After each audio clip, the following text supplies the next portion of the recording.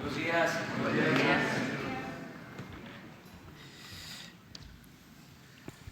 Pues vamos a iniciar esta conversación, este diálogo circular. Se nos hizo un poco tarde porque se trataron muchos temas en la reunión de seguridad desde muy temprano, antes de las 6. Como ya saben, nos reunimos para ver lo que sucede en todo el país, el reporte de lo sucedido en las últimas 24 horas y tomar decisiones con el Gabinete de Seguridad. Bueno, pero ya estamos aquí. Hoy va a informar el ingeniero Víctor Villalobos, va a informar sobre la distribución de los fertilizantes en Guerrero. Una vez que terminemos la ronda de preguntas y de respuestas para dar esta información a todos los guerrerenses y a todo el país. Es un programa especial que se está aplicando en Guerrero de apoyo con fertilizantes a los productores, pero se venía haciendo lo mismo por parte de las autoridades locales con un método diferente, y ahora que es el gobierno federal el que se hace cargo del programa, como es natural, hay diferencias y también inquietudes, protestas, pero el ingeniero va a explicar cómo vamos. Lo importante es que se entreguen los fertilizantes y que se ayude realmente a la gente, que le llegue el apoyo a la gente. Esa es una de las cosas fundamentales, al parecer una cuestión menor, pero a veces se elaboran planes, se definen proyectos, se destinan recursos para el pueblo, para sectores de la población, y todo queda en teoría, todo queda en papeles, y al final no le llega el apoyo a la gente o no llega completo, porque hay una serie de intermediarios que manejan estos planes, programas, proyectos y sobre todo el presupuesto.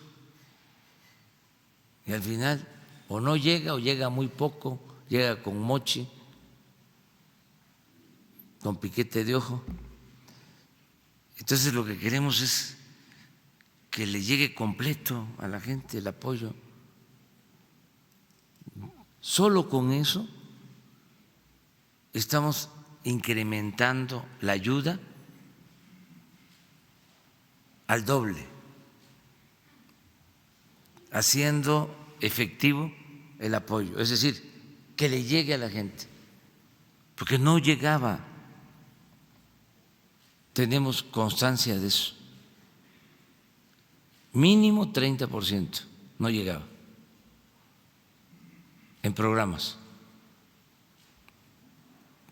a los beneficiarios directos. Entonces, en el caso de lo del fertilizante, pues es con ese propósito de que llegue a todos. Y abrimos para preguntas y respuestas. Vamos por acá.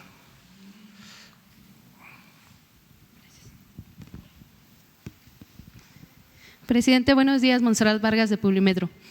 En el caso del IMER dejó ver una situación que se vive actualmente en México, que es la simulación laboral. En la edición de ayer del periódico hablábamos de 16 millones de mexicanos que se ven afectados por esta situación. La pregunta es saber si va a poner atención en eso el gobierno, hablando como un caso de huachicoleo laboral, que en cierta parte merma la seguridad social y parte de la recaudación. Entonces, esa sería la primera pregunta. A ver, pero si me la formulas de nuevo. Sí, es acerca de la simulación laboral, que bueno, en el IMER se dijo que el 80% de la plantilla hay freelancers y bueno, personas que no están dentro de la seguridad social. Entonces, saber si va a poner atención el gobierno en estos casos. Sí, desde luego que sí, o sea, hay que ir buscando que se formalice la situación laboral, que no haya trabajadores eventuales o de honorarios, sino que se garantice la permanencia en el trabajo de quienes laboran en una empresa, en el gobierno. Nosotros tenemos que resolver eso que se padece en el gobierno. Hay alrededor de 80,000 trabajadores de la salud contratados por honorarios o de manera eventual. En el caso del sector educativo, lo mismo, miles de trabajadores. Y en el gobierno, en su conjunto. Entonces hay que ir regularizando esta situación. Yo tengo el compromiso de hacerlo en el caso de la educación y de la salud, pero hacerlo en el sexenio. No podría hacerlo de la noche a la mañana, pero sí lo vamos a ir resolviendo. ¿Ya hay un plan del gobierno para atender esto? Sí, vamos a empezar en el caso de la educación en Michoacán. Ya incluso estamos haciendo los censos para saber la situación de los maestros en cada escuela, cuántos maestros hay, cuántos maestros están en la federación, es decir, son maestros federales, cuántos dependen del Estado, cuántos realmente existen que sí están trabajando de maestros, cuánto ganan, porque no es lo mismo un maestro federal que un maestro del Estado. A veces un maestro federal gana más que un maestro estatal, pero el maestro del Estado tiene más prestaciones, pueden llegar a tener hasta 90 días de vacaciones. Entonces, ¿cómo homologar eso para tener un sistema único en lo educativo y en la salud? O sea, es regularizar, ordenar. Esa labor la vamos a llevar a cabo. En salud es urgente hacerlo. Parte del problema de salud, de la falta de atención en centros de salud, de la escasez de medicamentos, aparte de la corrupción, pues tiene que ver con la mala administración. En el Seguro Popular hay 100,000 trabajadores y el porcentaje mayor son administrativos, no son médicos. Solo censadores, los que se dedican a apuntar a los que van a formar parte del Seguro Popular, son 10,000. Entonces, fue un desastre la manera como se administró la educación, la salud, y siempre se habló más sobre la educación, por eso la llamada reforma educativa, y se politizó, pero está peor el sistema de salud, lo dejaron pero completamente abandonado. Entonces tenemos que meternos a eso. Hablando también de los derechos laborales. No tenemos que meternos, ya lo estamos haciendo. Okay. Vamos a aclarar, más que lleva tiempo. Ok, hablando también de los derechos laborales y bajo este contexto, México es el país que menos días otorga de vacaciones a sus trabajadores. Preguntarle si en algún momento de su administración piensa reformar esto o si considera que son justos estos 6 días que otorga, porque por ejemplo en comparación con Brasil otorga 30 días o Alemania 20 días a los trabajadores. ¿Piensa que 6 días es justo o cuántos consideraría usted que sería justo? Son pocos días, pero todo esto tiene que irse atendiendo poco a poco. Miren, en 36 años de política neoliberal se empobreció al pueblo de México como nunca. Y una manera de probarlo, bueno, hay varias maneras, pero voy a dar 2 datos. Uno, antes de que se implementara la política neoliberal, el salario mínimo alcanzaba para comprar 50, 60 kilos de tortilla.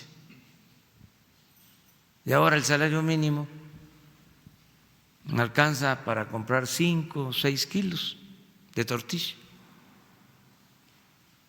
Entonces, que me digan los neoliberales si fue bueno el modelo, si esa política económica hay que continuarla. Pero otro dato, esto ya lo dije aquí, pero lo voy a repetir porque es una vergüenza.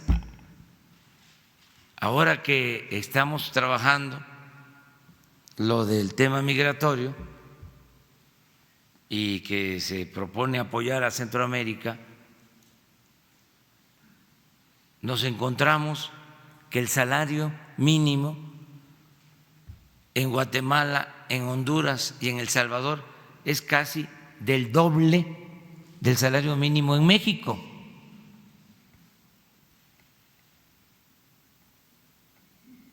Entonces, por eso lo de los días de vacaciones, pues desde luego que están abajo de la media mundial. Entonces, vamos a ir poco a poco mejorando. Ya empezamos, en el caso del salario, en 36 años no había aumentado el salario como aumentó este año. Y en el caso de la frontera fue el doble el aumento. Pero de todas maneras no se alcanza a recuperar todo lo perdido en el periodo neoliberal. Entonces vamos a ir poco a poco avanzando. Por eso es que queremos desterrar la corrupción, por eso es que queremos acabar con los lujos en el gobierno, el derroche, el que haya una burocracia dorada,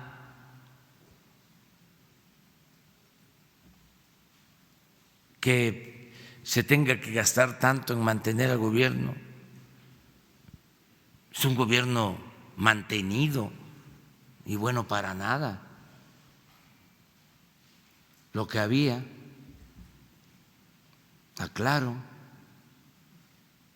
totalmente alejado de la gente, alejado del pueblo, divorciado de los ciudadanos. Por eso les extraña. Imagínense una gente que estaba acostumbrada a ganar 300, 400, 500, 700 mil pesos mensuales y ya no hay esos sueldos, pues por eso hasta se amparan. No tarde y nos hacen aquí una manifestación enfrente.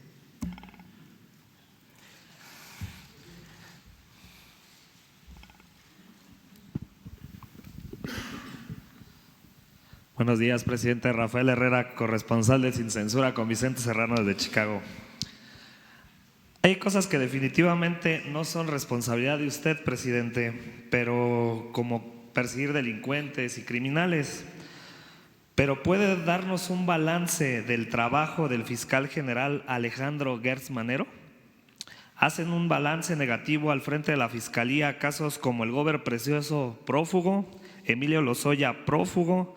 Si se sigue sin dar con el exgobernador de Chihuahua, César Duarte. No hay aún extradición de Karime Macías, esposa del gobernador priista corrupto de Veracruz, Javier Duarte, solo como ejemplos. ¿Se puede confiar en un fiscal cuando hace unos días se confirma que tiene el mismo abogado que Emilio Lozoya? Hay un conflicto de interés si el mismo que representa al prófugo es el mismo que representa a quien lo persigue. El INAI, por ejemplo, solicitó a la Fiscalía dar a conocer los archivos del caso Odebrecht y la Fiscalía hasta el momento no ha cumplido, presidente. ¿Es mera coincidencia compartir equipo legal entre involucrado y autoridad?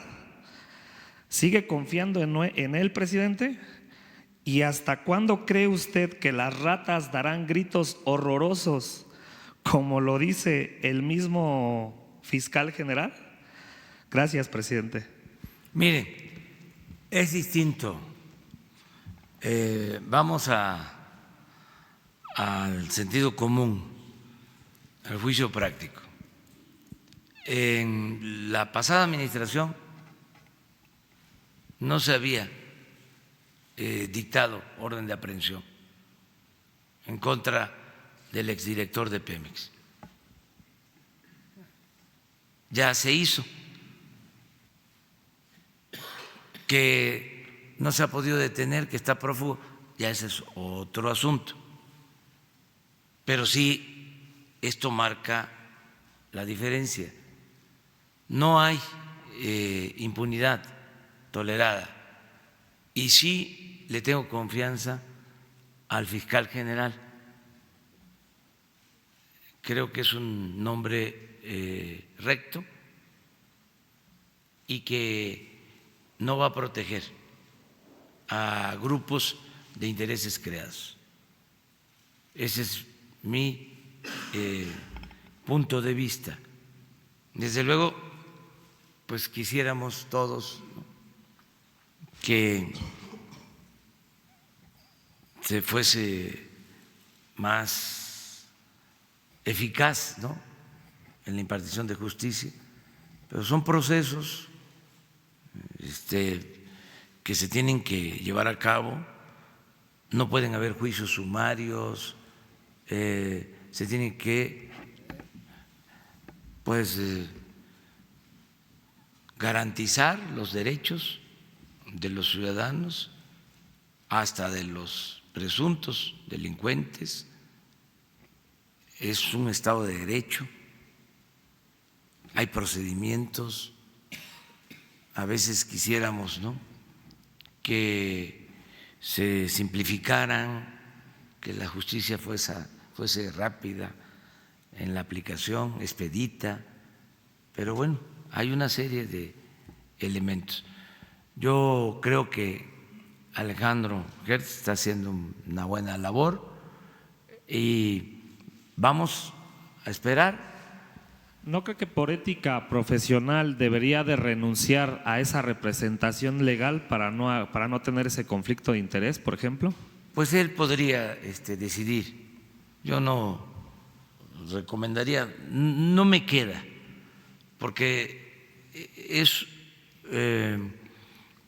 una institución autónoma y tiene que respetarse. No me queda hacer recomendación en este sentido. Además, no creo que sea ilegal. Pero puede ser inmoral. Sí, eso sí, pero eso le corresponde resolverlo a él. Gracias, presidente.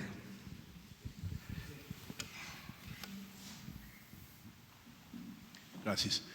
Señor presidente, acabo de regresar de Tijuana. Esta pregunta es sobre los retornados en el llamado plan Remain en México, ¿no?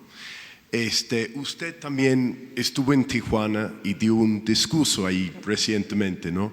Y dijo que esos retornados iban a ayudarles con ayuda humanitaria, con trabajo, con salud, con educación. Cuando fuimos a Tijuana, lo que encontramos donde hay 5,000 gente ya retornado, ¿no?, desde enero, no hay programas de trabajo, de salud, de educación específicamente para ellos. Y lo que es más, los visas que están dando a ellos cuando los retornan a México, el lado mexicano, son los mismos visas que dan a turistas, no son visas de trabajo.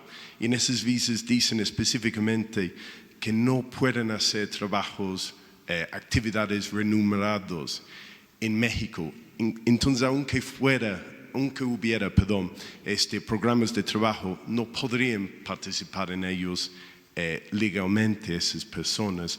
Lo que es más, en Tijuana encontramos que no hay albergues gubernamentales, solo de organizaciones privadas. Entonces ni siquiera el gobierno está dando dónde quedarse para estas personas.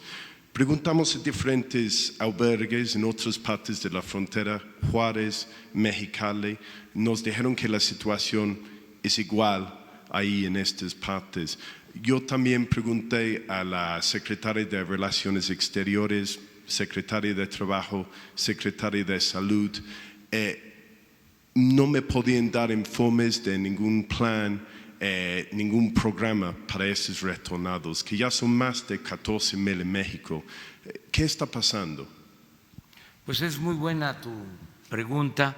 Hoy precisamente recibí un informe del grupo que se integró. Hay un equipo que coordina el secretario de Relaciones, Marcelo Ebrard. Tiene que ver con la Guardia Nacional, esa es una tarea. Otra tarea es la de migración. Otra tarea es la de atender con trabajo, con opciones de empleo, con albergues, atención médica, alimentación a migrantes en el sur del país. Una cuarta tarea es atender en el norte lo mismo que en el sur, para proteger a los migrantes que van a esperar que en Estados Unidos decidan sobre su solicitud de asilo, albergues, ¿sí?, y ocupación, trabajo. Y un quinto grupo es el que tiene que ver con las relaciones con los gobiernos, sobre todo con los gobiernos de Centroamérica, para trabajar de manera coordinada. Entonces, hay ya este equipo. Hoy, precisamente, me informaron los integrantes del equipo, aunque no está el secretario de Relaciones Exteriores, ya informaron sobre cómo vamos en esto. Y el encargado en el norte es el subsecretario del Trabajo, Horacio Duarte. ¿No estará todavía Horacio? A ver si no se ha ido. Y lo que me informó es que ya empezó a ponerse en comunicación con quienes están atendiendo albergues, que son organizaciones sociales, tienen albergues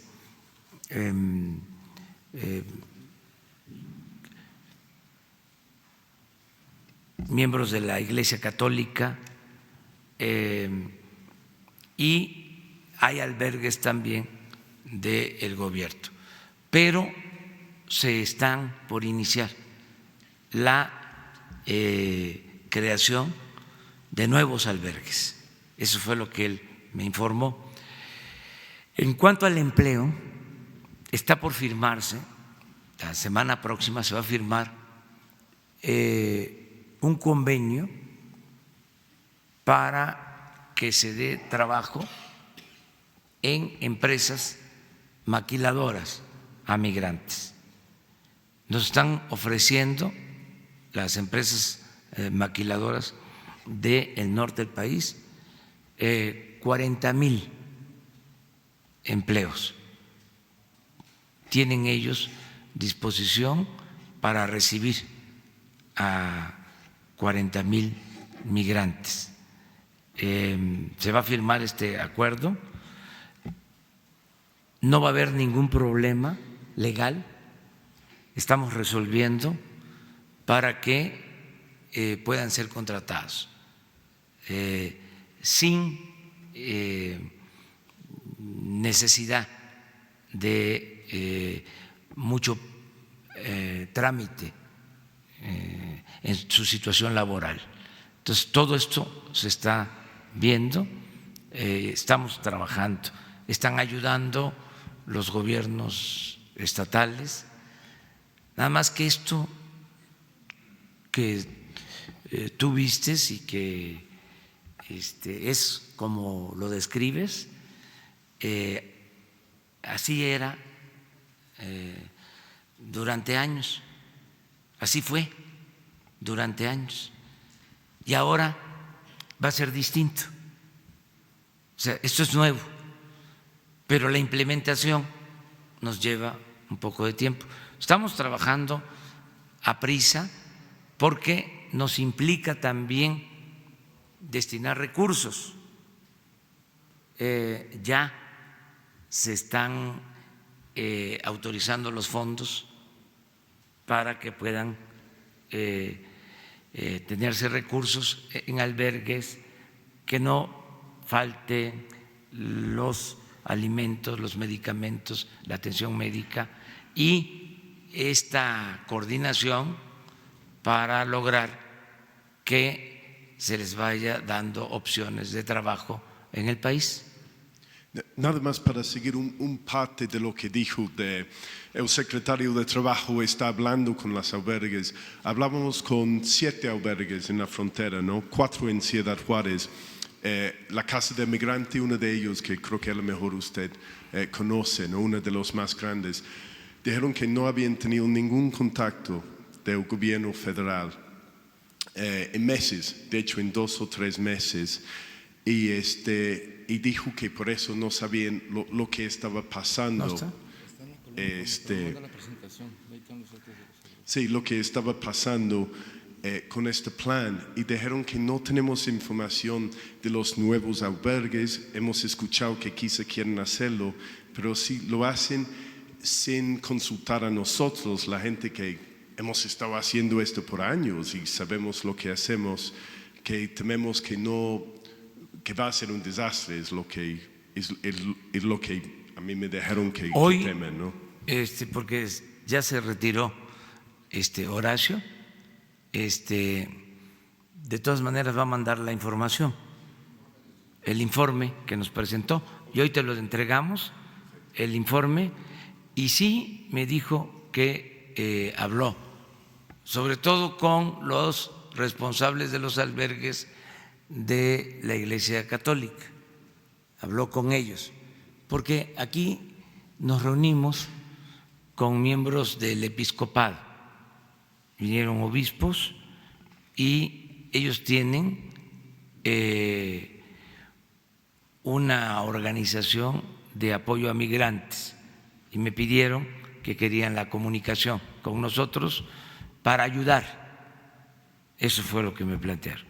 Y yo le pedí a Horacio Duarte que buscara a los responsables y ya hoy me informó que ya habló con ellos, que habló también con quienes están atendiendo estos albergues y se va a trabajar de manera coordinada. Y de todas maneras se te entrega el informe hoy. Jefes de la Nación, su servidor Carlos Pozos, reportero de Petróleo y Energía. En este mismo sentido, presidente, ayer dio inicio la reunión del G20 y usted aquí en este espacio nos dijo que se había mandado una carta en materia de migración. Quisiera si nos pudiera detallar qué reporte le dio el secretario de Relaciones Exteriores, Marcelo Ebrard, en el sentido de cómo recibieron los mandatarios esa carta y en específico el presidente Donald Trump, y si en ese mismo sentido, para solucionar este problema de migración que tenemos, nuestro país podría solicitar el apoyo de organismos internacionales como la ONU para poder ubicar a todos esos migrantes. Sí, ya está participando la ONU, nos están ayudando los distintos organismos de Naciones Unidas, están ayudando al gobierno de México, están participando, desde la UNICEF hasta quienes trabajan en la ONU, el tema migratorio. Estamos trabajando de manera coordinada. Tengo el informe que ya entregó Marcelo Ebrard, secretario de Relaciones Exteriores, las cartas a los jefes de Estado y de gobierno. Y él va a dar a conocer el texto de estas cartas. Entonces vamos a esperar, a lo mejor lo hace el día de hoy y ya les entregamos a ustedes Pero algún el contenido. Del presidente Trump, porque se reunió ayer con el presidente Trump. Tenemos que esperar a que se tenga toda la información. Miren, solo puedo decir que hay un gran respeto hacia el pueblo de México, hacia nuestro país. En el mundo, en esto también hemos avanzado. Se nos respeta más. Ahora, en todo el mundo, los gobiernos de otros países tienen mucho interés en fortalecer las relaciones con México. Y nosotros estamos en el mismo plan y no ha habido ningún problema en estos preparativos para encuentros internacionales. Vamos bien y vamos a darles a conocer la carta que, como les adelanté, tiene que ver con el tema migratorio. Presidente, mi segunda pregunta. Ayer se reunió usted con representantes de la banca internacional. Quisiera si nos podría dar detalles pormenorizados. Habla en el Twitter sobre tasas. ¿A qué tasas fue este refinanciamiento para Pemex por los 8,000 millones de dólares? ¿En qué términos y en qué tiempos? Y si me permite saber si también va a haber mañanera el próximo lunes. Bueno, sí va a haber mañaneras el próximo lunes. ¿O cómo lo ven ustedes? Si vamos a tener el acto. No, ¿verdad? Vamos a hacer una consulta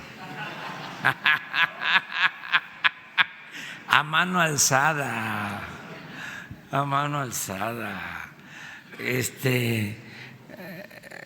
Déjenme, ¿no? Que yo pregunte, ¿sí? A ver, hacemos mañanera, que levanten la mano. El lunes, bájenla, que levanten la mano los que piensen que, como va a haber información en la tarde, el informe, pues que nos vemos el martes temprano. Que levanten la mano los que no, ya es mayoría. A ver, abstenciones.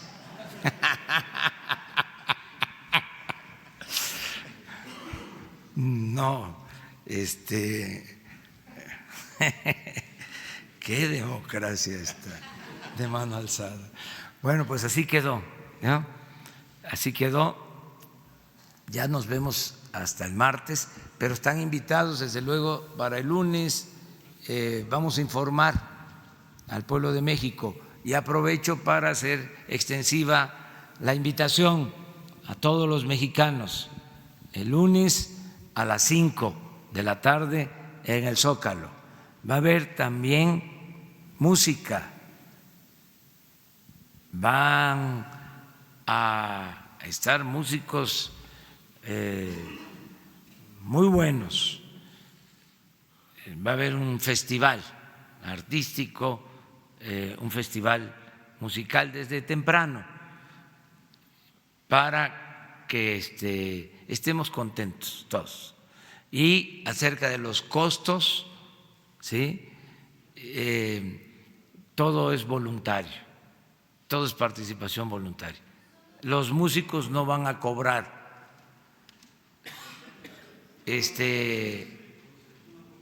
esa aportación y van a participar músicos de la Secretaría de la Defensa, que son muy buenos, de la Secretaría de Marina, y otros que no van a cobrar, y muy buenos, muy buenos. Un contrato por 2 millones de pesos para la organización de este evento. ¿Usted está informado de eso, presidente? No tengo información. Puede ser que pues que se tengan que pagar las instalaciones de, ¿cómo se llama? El templete, el sonido, o sea, eso se tiene que pagar, pero no sé cuánto haya costado. Estuvo muy bien ayer. Si ustedes se acuerdan, aquí se firmó un acuerdo con 3 bancos, los 3 extranjeros, y fue para que se autorizara un fondo revolvente que era de 5,000 millones de dólares, se amplió a 8,000 millones de dólares, o no sé si ya eran los 8,000, sí, ya eran los 8,000, pero se amplió en el tiempo, eso sí, era para 3 años y se amplió a 5. es decir, todo el sexenio vamos a tener este fondo de 8,000 millones de dólares y se redujo la tasa que se había pactado. No sé exactamente en cuánto, eso hoy mismo Pemex lo puede informar. Lo interesante, muy interesante, es que participan en este crédito 20 o 22 bancos.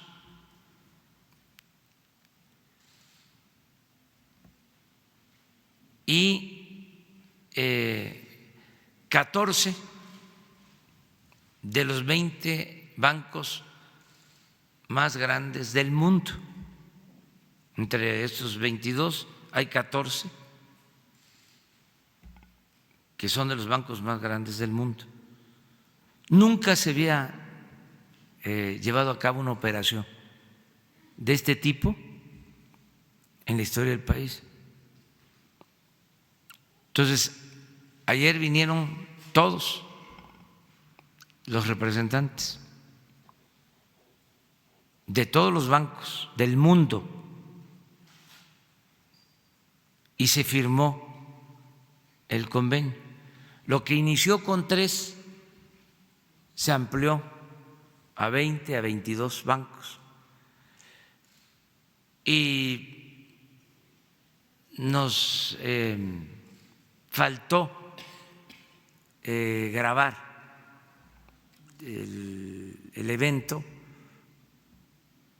porque o no se grabó todo, nada más la intervención de uno de los representantes de un banco, pero fueron muy buenas las intervenciones. Por eso, porque todos hablaron de la confianza que tienen en México.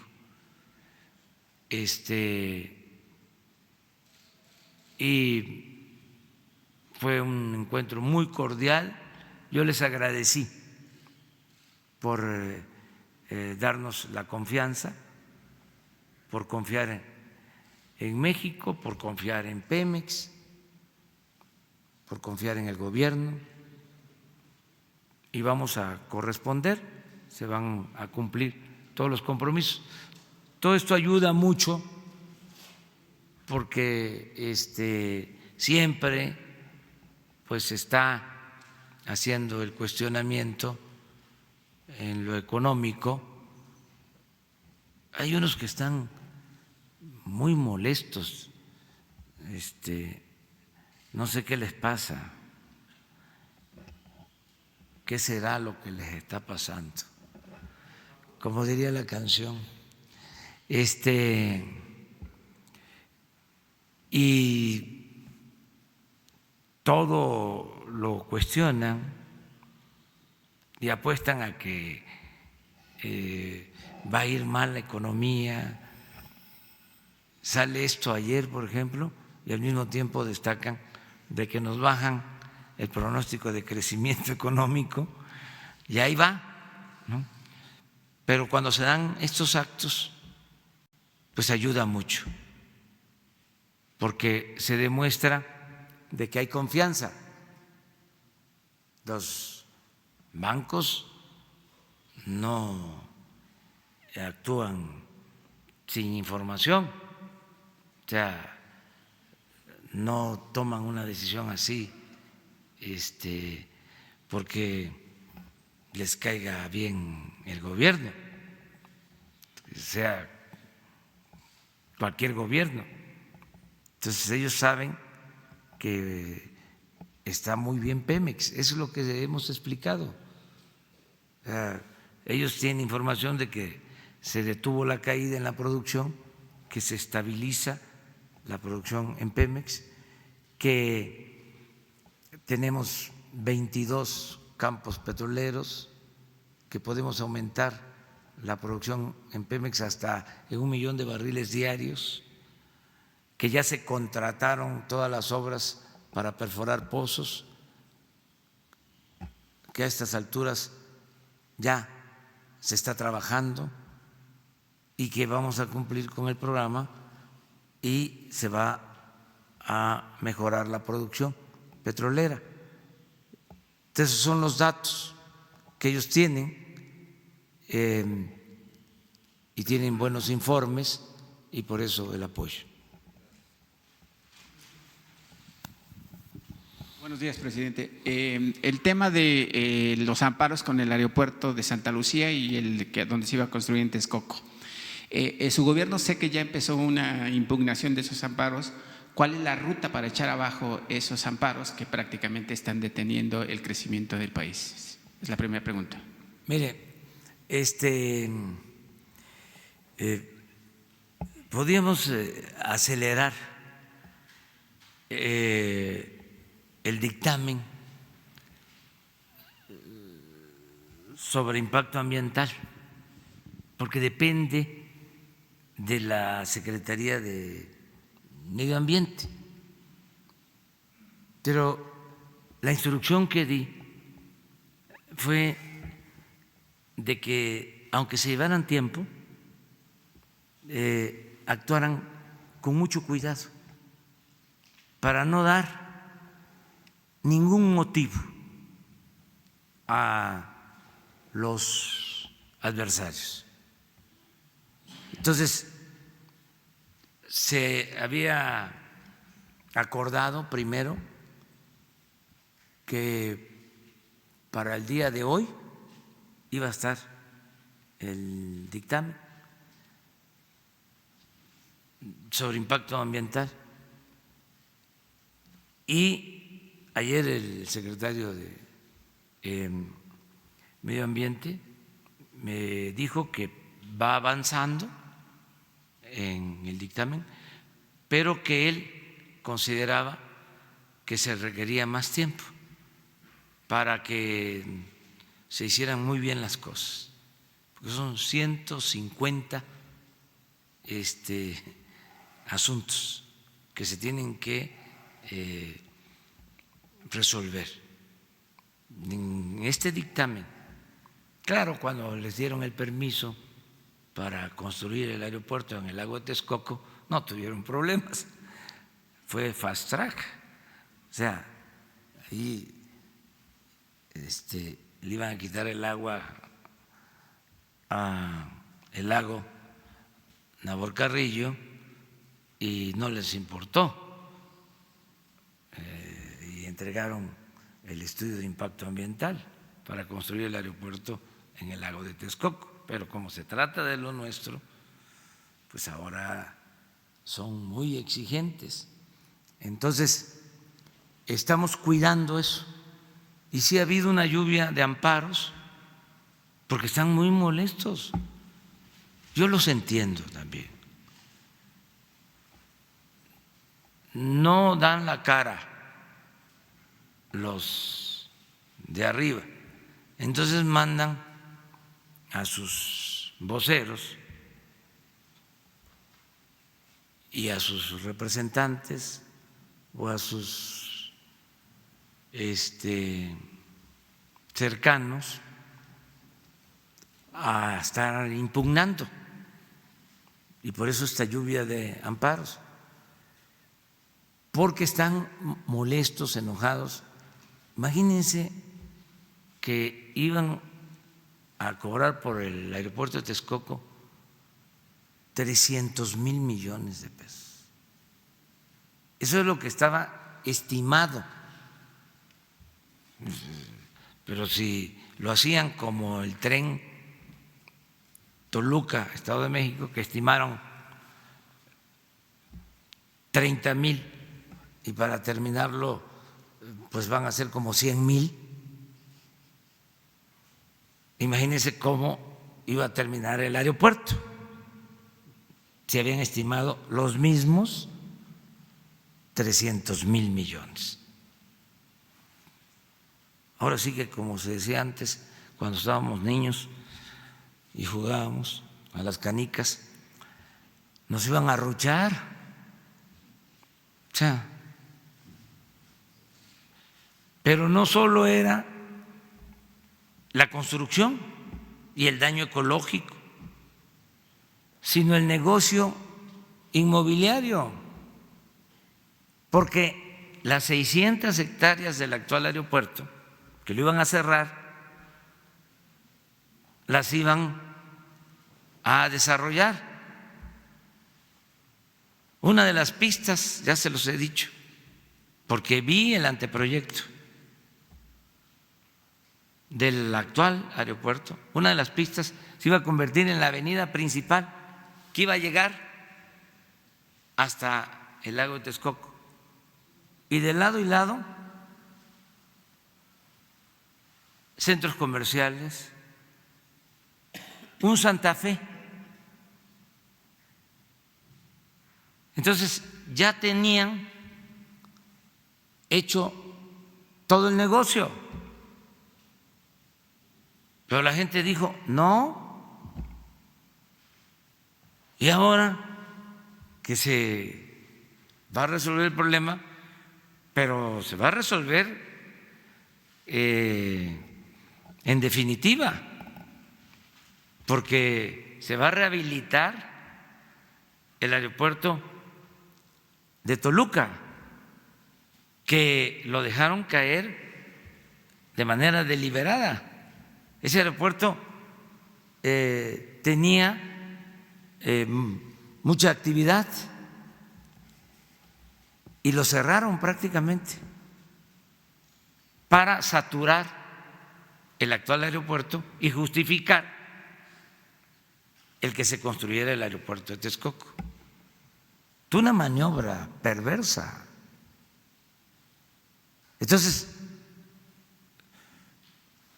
hay mucha gente que vive en la Ciudad de México y que le queda más cerca ir a Toluca que ir al actual aeropuerto.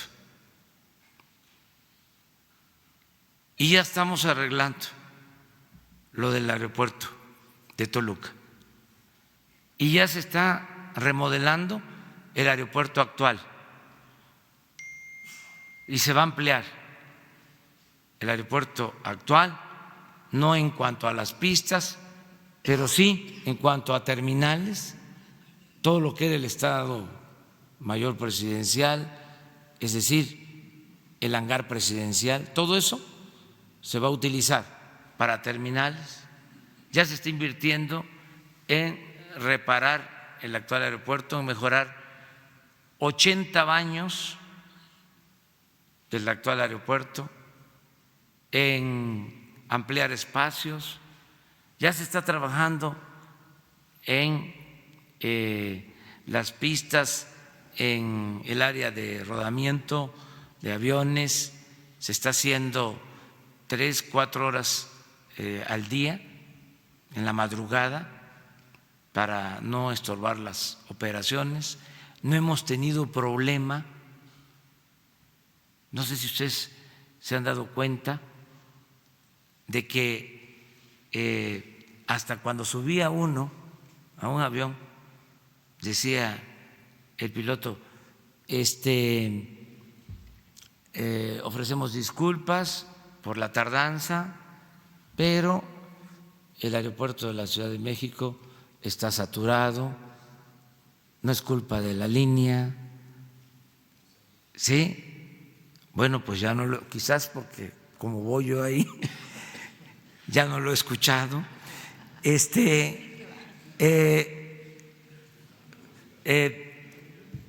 Se esmeraron en eso. Bueno, ahora decidimos hacer el aeropuerto nuevo en Santa Lucía. Lo he dicho, cuando mucho, 80,000 millones, no 300,000. 80,000. Y nos queda el aeropuerto de Texcoco, el actual y Santa Lucía. ¿Cuánto nos ahorramos? Muchísimo. Y vamos a tener hasta más pistas Pero como no hicieron su negocio, ahí van los amparos. A ver, ¿por qué se debe de detener la obra en Santa Lucía si ya es un aeropuerto? Si tiene 50 años operando, si ya es una zona desde el punto de vista ecológico impactada. ¿Por qué son tan estrictos si es tierra firme, no es un lago? Pero, pues los billullos, ese es el problema. Pero vamos a tener paciencia para seguir con este tema. Presidente, una pregunta más, si me permite. Ayer la Cámara de Diputados aprobó el Plan Nacional de Desarrollo de la propuesta de su gobierno. La oposición obviamente se rasgó las vestiduras, diciendo que no tiene ni rumbo ni plan su proyecto. Lo que yo escuché, o más bien no escuché por parte del PRI y el PAN y los opositores, es que durante los gobiernos del PRI y el PAN se aumentó 400% la deuda pública. La gasolina de 6.78 subió a 19 pesos, el dólar de 9.80 a 19, y su gobierno, pues, aunque sé que voy a recibir críticas porque van a decir que soy el palero oficial del presidente, pero eso no importa, hay que decir lo que pasa. Muchas gracias, porque son muchos los que están en contra en los medios, que tú estés a favor, pues equilibra un poco. Exacto. Y bueno, vamos a continuar sobre esa retórica, lo que no se dice en ese sentido, presidente. En 6 meses de gobierno no ha habido una devaluación, la deuda pública es de menos 1% y el aumento de gasolina ha sido del 0%. ¿Qué le va a decir el próximo lunes a la gente que se aglutine en el Zócalo capitalino? Sus cifras oficiales, realmente cómo está el gobierno a 6 años de que usted llegó a la presidencia de México. Voy a informar, voy a dar cifras y son oficiales, es decir, es lo que se maneja en todos lados, en México y en el extranjero, sobre cifras económicas. Lo que pasa que sutilmente, ¿no? Ni tan sutil, a veces de manera burda, ¿no?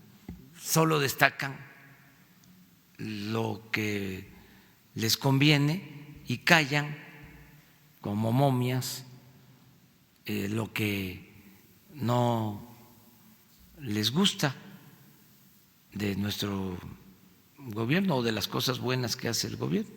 Pero bueno, así es esto. El plan de desarrollo es algo interesante. Fíjense que como hubo oposición, incluso creo que hasta salió hoy un manifiesto, a mí me gustaría, ¿no tienes un folleto, Jesús, del plan de desarrollo? Me gustaría que lo conocieran, porque por primera vez en muchos años no se hace un plan de desarrollo así. ¿Cómo se hacían? A partir de las recetas que enviaban desde el extranjero. Todo giraba en torno a la política neoliberal. Últimamente eran las llamadas reformas estructurales. Así eran los planes de desarrollo. No se hicieron planes de desarrollo durante muchos años apegados a nuestra realidad. Los imponían.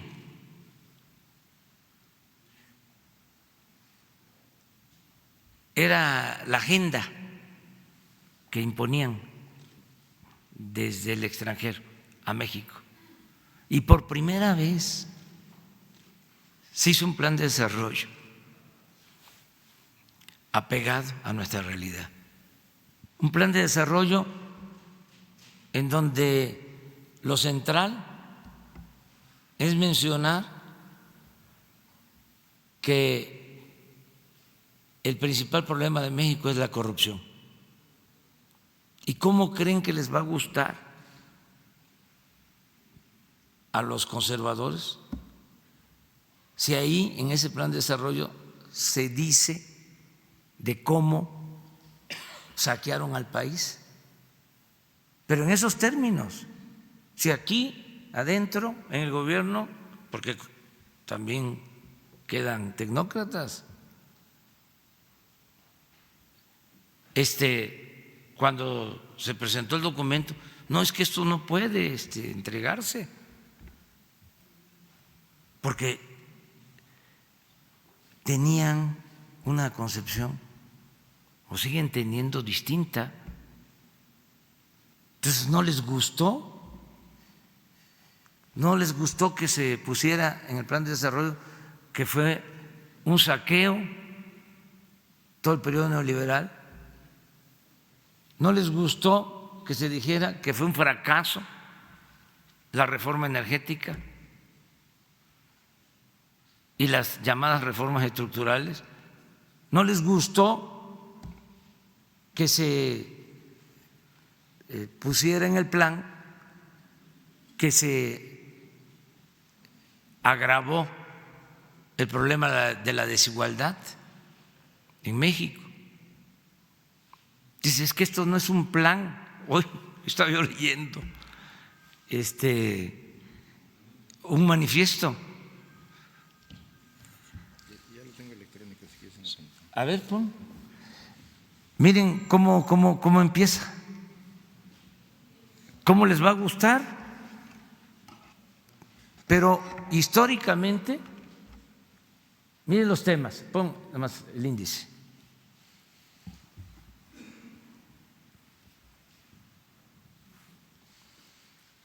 ¿Cuándo un plan de desarrollo trataba estos temas?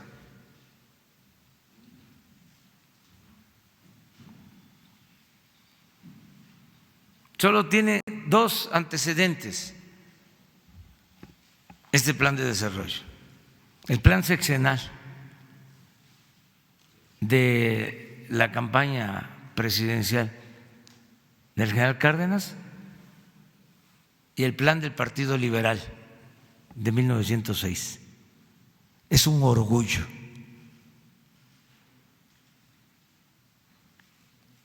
Todo lo demás, revísenlos. Entonces, esto fue lo que no les gustó. Pero ahora, que se debate sobre este documento, porque hay muchos que dicen, a ver, ¿y qué proponen? ¿O cuál es el plan alternativo? Es ese. Entonces vamos a mandar a hacer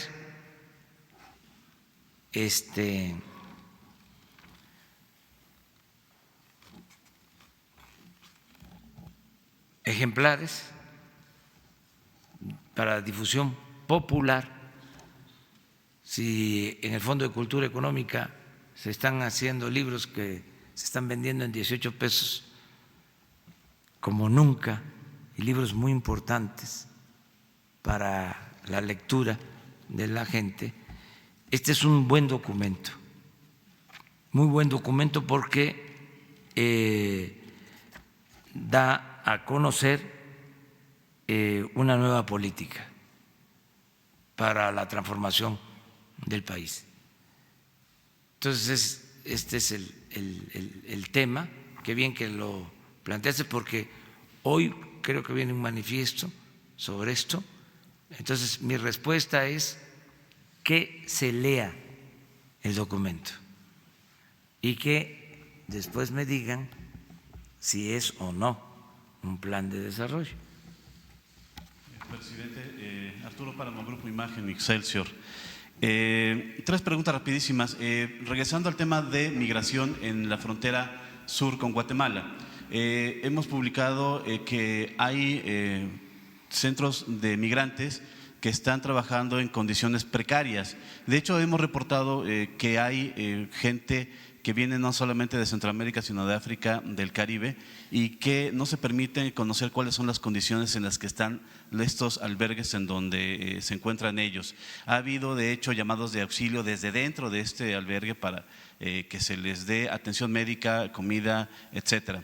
Saber cuál es la situación que se tiene en estos centros de migración del sur del país. Y ayer también el encargado de esta zona, el señor Garduño, no acudió a una comparecencia en la Cámara de Diputados. Si usted tiene información acerca de por qué no acudió. Esa es la primera. La segunda,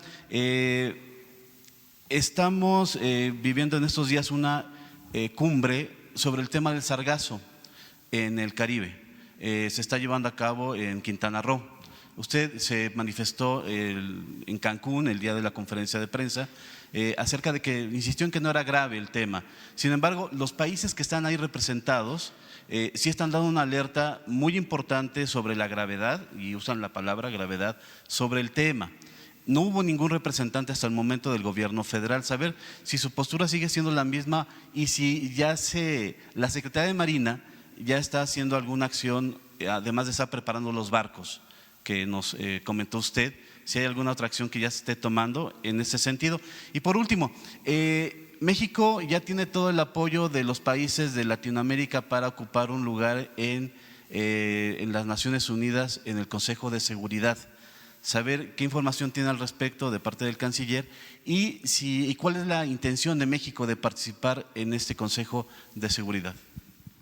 Bueno, lo del sargazo, sostengo lo mismo, es un problema que se está atendiendo, que se va a resolver.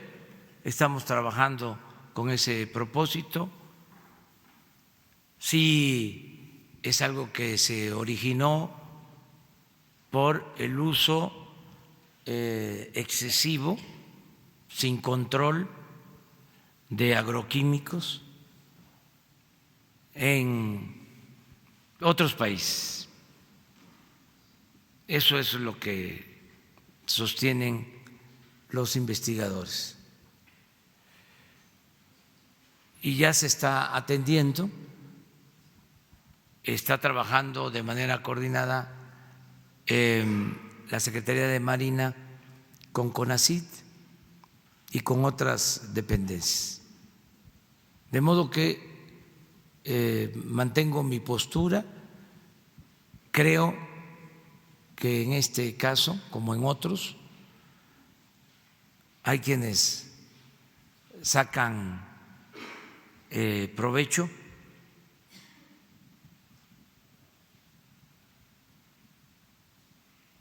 ahora sí que a río revuelto, ganancia de pescadores, corruptores, ganancia de corruptores. Han querido que se declare alerta por gravedad, alarma. Quieren utilizar los fondos que hay para este propósito de manera discrecional, y ya eso ya no se puede, ni se va a permitir. Ya les platiqué el otro día de cómo tenían ya montado un negocio para contratar una empresa.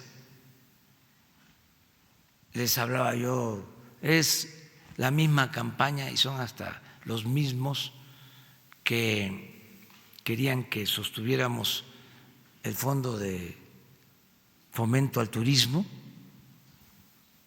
¿Ustedes saben cómo se formaba ese fondo? Se le cobra a los turistas un impuesto cuando ingresan al país. Y ese fondo este año es de 8 mil millones de pesos y lo manejaba un fideicomiso. Y ese dinero se malversaba, para decirlo amablemente, porque lo otro es decirlo de manera coloquial, se lo clavaban.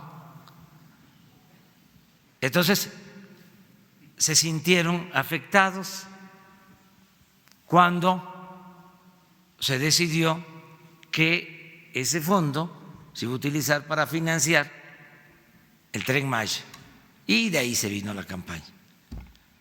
Pero ahora tenemos hasta elementos de que se enviaba el dinero del fondo al extranjero, a empresas que manejaban ese fondo supuestamente para entregar publicidad. Entonces, casi los mismos son los que están ahora en la campaña del sargazo. Tienen todo su derecho a expresarse, pero nosotros también tenemos el derecho de réplica y yo tengo que informarle a la población, yo tengo que decirle a la población que estamos atendiendo el problema del sargazo y que no es como lo presentan algunos. Acaba de pasar la temporada de vacaciones, me refiero hace relativamente poco, Semana Santa, es la temporada de más sol. No hubo disminución de la afluencia turística en Quintana Roo, al contrario, creció la ocupación en hoteles. Tengo la información. Pero como no pueden decir eso, ayer, antier, les comentaba, dicen, se proyecta, se presume, se piensa, todo indica que la próxima temporada va a haber una disminución en las reservaciones. 20%. 20%. Que esperen. Está como el pronóstico de ayer de un banco que nos baja el pronóstico de crecimiento y dice que es hasta de risa. Dice, es que no les impactó el que no se hayan impuesto aranceles, pero de todas maneras, ¿sí?, ese impacto, ¿sí?, se va a reflejar. Lean el análisis. O sea, casi como diciendo, por psicología, va a afectar la llegada de inversión extranjera a México. Lo de la amenaza de imposición de aranceles. Entonces, son supuestos, a veces conjeturas, son, si acaso, técnicos, que se creen científicos. Entonces, Eso es lo que pasa. ¿Cuál es la otra pregunta? El tema de los centros de migrantes en la frontera sur.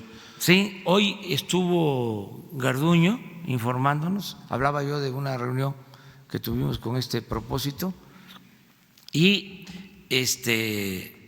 nos habló de cómo están los albergues y nada irregular, se está trabajando. Lo que le comentaba yo al compañero periodista, pues no se había hecho un trabajo así, estamos empezando para que haya un registro de migrantes, que no haya maltrato a migrantes, que se respeten los derechos humanos, que al mismo tiempo se ofrezcan opciones de trabajo. Todo eso es un plan. Entonces, la implementación, además, debemos de tener resultados en 2 meses, porque eran 3, pero ya llevamos como 1 cuando se firmó el acuerdo. No, todavía. No, van 20 días. 20 días. 20 días, sí. Entonces, tenemos que tener resultados, tenemos que dar información a los ciudadanos sobre este tema. Señor, sin embargo, sí ha habido, insisto, el tema de los mismos migrantes que están dentro de estos lugares que denuncian que las condiciones no son las adecuadas y de hecho no se permite el acceso a medios de comunicación a esos lugares. Yo tengo entendido que sí, pero de todas maneras lo vamos a ver para que no se impida a nadie ingresar. Ok. ¿El señor Garduño le explicó por qué no fue a la Cámara de Diputados? ¿Quién? El señor Garduño. No me planteó eso. Okay. Me imagino, porque es que anda ocupadísimo. No quiere decir que los diputados no trabajen,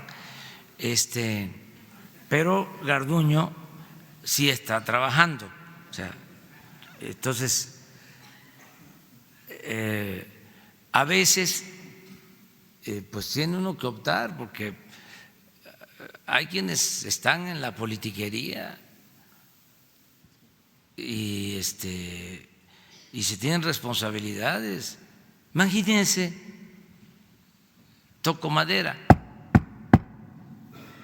pero sucede una desgracia mayor con migrantes. Rescatamos ayer migrantes que estaban a punto de fallecer en la costa de Veracruz.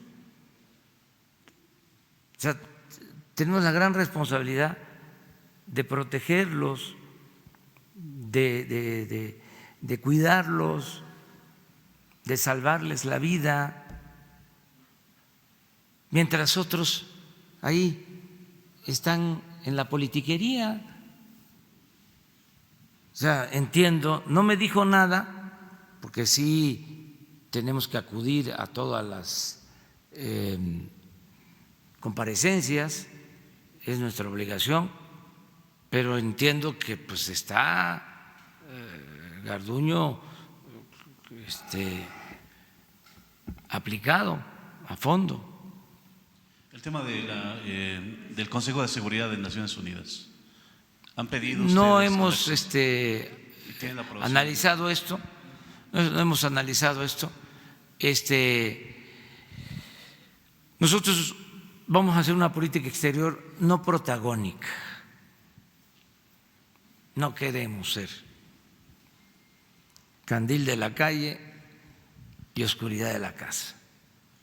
La mejor política exterior es la interior. Esto no significa que nos vamos a aislar, significa que nos vamos a ajustar a los principios constitucionales: no intervención, autodeterminación de los pueblos, cooperación para el desarrollo, solución pacífica de las controversias, respeto a los derechos humanos. Hasta ahí.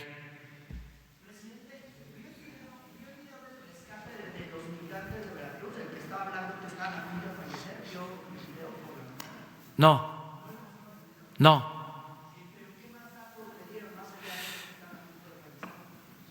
Eso de que se les rescató, se les atendió médicamente, porque estaban muy mal. Pero eso lo tenemos, les diría yo, a diario.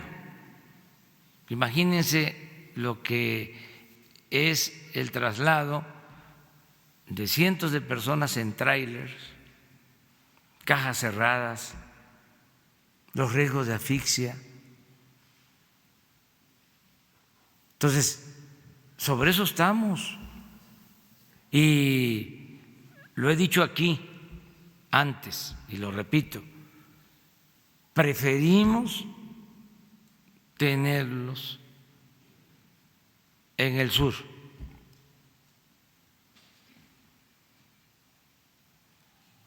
Es decir, de Tehuantepec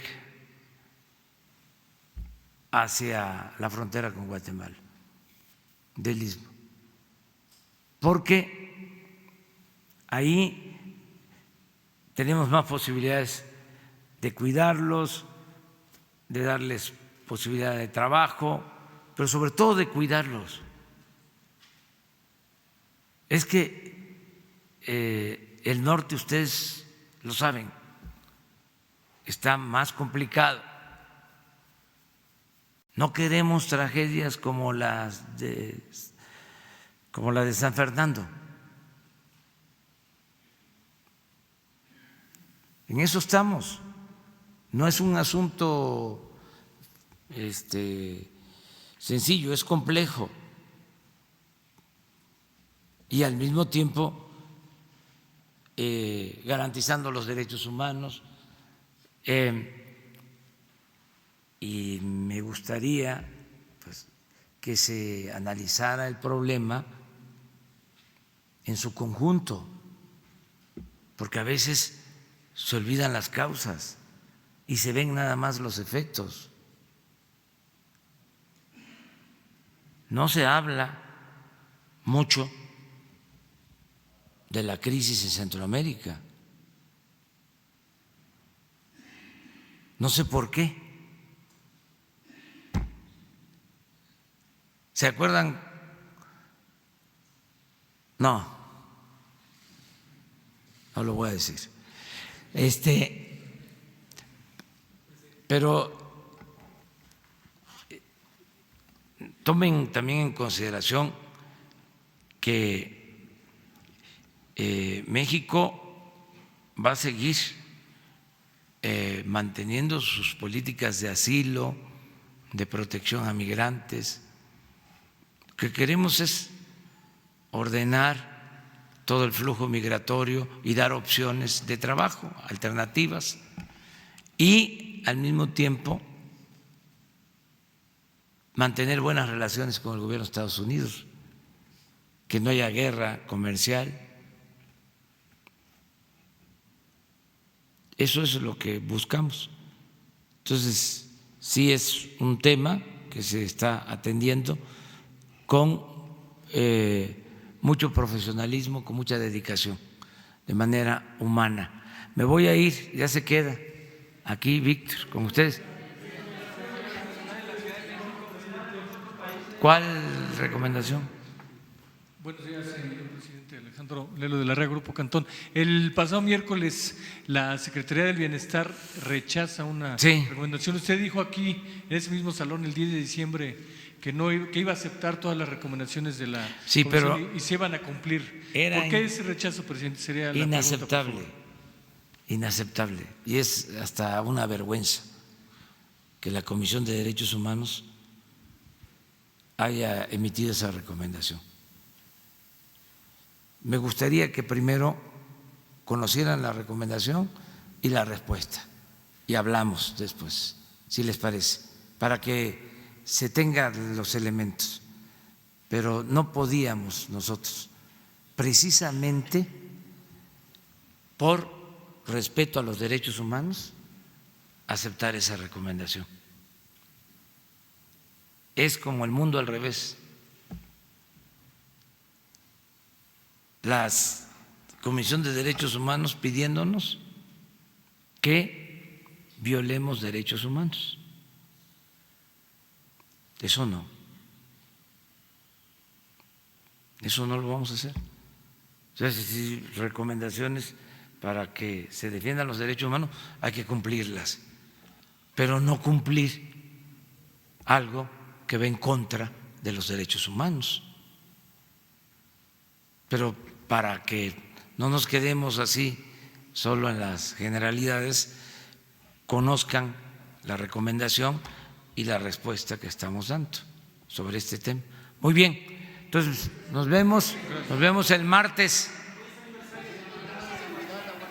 Que fue masacrada un grupo de campesinos que pedían fertilizantes en Guerrero por la policía figueroísta hace 24 años. Sí. Ahí se pide justicia todavía.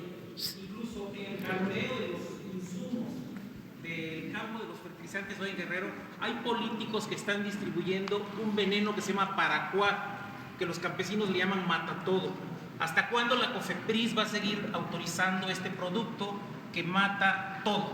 Aquí viene Víctor a comparecer. Ya, párate, porque si no, no puedo ir, Víctor. Nos vemos.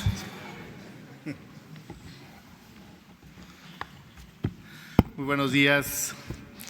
Tengan todos ustedes